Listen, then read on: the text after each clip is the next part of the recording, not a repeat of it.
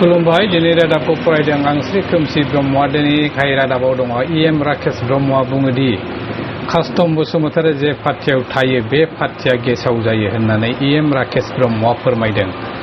मानोना BPF पार्टियाव गेसाव जानो थांगासिनो दं अब्ला बिथांनि बुंनायखौ नायदो सुदुं जोगार जानाय सुबुं आरो लुरिन जुदि गगया धेमाजिनि आइबिआव बेखौ गोरनायाव हमनानै माने गलथायनानै जोगार हरामोन बे खोथाखौ बिथाङा जोंनि बे बिटिआर हालामनि रायजोनो खोन्थाग्रोथों आरो बिथाङा जिहेतु बिटिआरनि नङा गलाघाटआव जिहेतु बेहा ओंखाम गैया गुन्दै गैया राजनिति गैया बेखायनो जोंनि बे ओनसोलाव फैनानै गुबुंले खालामनायनि सिन्थाजों बे खामानिखौ मावदों आरो ओरैबायदि सासे सुबुं मोनानि 1 घन्टा बाहागो समायानो दाबो जोंनि UPPLनि गिदिर गिदिर लिडारफोरजों बिथाङा हरसे रायलायो गासैबो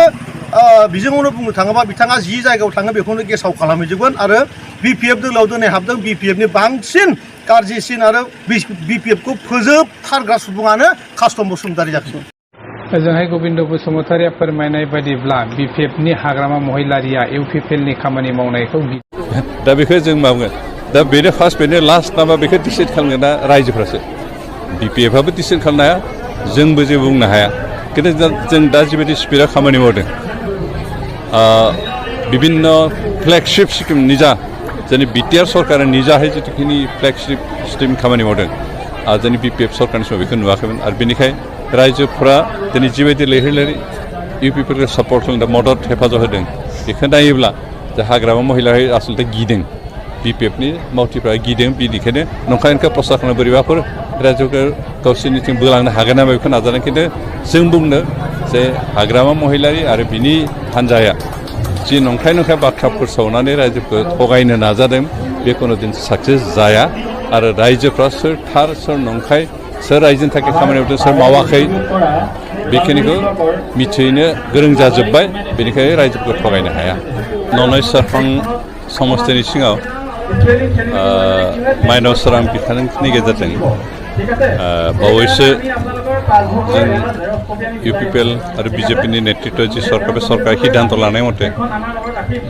22,000 रांनि चेक होनाय जादों आरो दिनै 365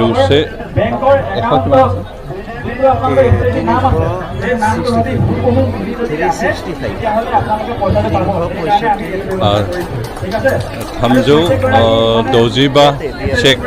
होनाय जादों बेनिखायनो बेखिनि चेकखौ जों होनाय जादों जिहेतु जों थांनाय बिसायख'थिनि सिगाङावनो गासैबो सेल्फ हेल्प ग्रुपनो 75,000 रां होगोन होननानै बुंनाय जादोंमोन आरो बेखौ जों गोबां सम मावफुंनो हायाखैमोन खिन्थु थांनाय 23 जुलाइनिफ्राय जों बे माबाफोरखौ स्टार्ट खालामदों आरो बे मथेनो दिनै जों बे सेल्फ हेल्प ग्रुप ननाय सेरफां समस्तिनि सिङाव थानाय सेल्फ हेल्प ग्रुपनो बे चेकखौ होनाय जाबाय आरो आसा खालामदों रायजो बेखै जोंनि आइजोनि सेल्फ हेल्प ग्रुपनि आइजो सोद्रोमाफ्रा बेनि गेजेरजों गोबां खामानि मावनो हागोन आरो बेखै रांखान्थिनि बिथांमोना जाहाथे गोख्रों जानो हायो बेनि थाखाय जों बे हेफाजाब होदों जों लोगोसे बेजोंनो खावलायदों जे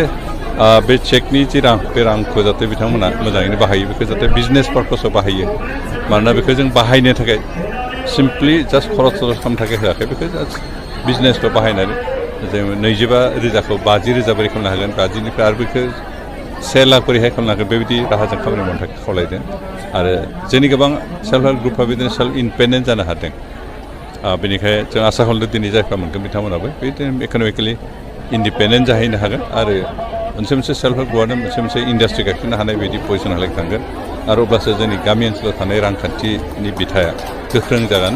आरो गामिनि रांखान्थि बिथाया गोख्रों जायोबासो हादोरनि रांखान्थियाबो गोख्रों जागोन। बेजों लोगोसे दिनैनि रादाबा एसेनोसै खुलुमबाय।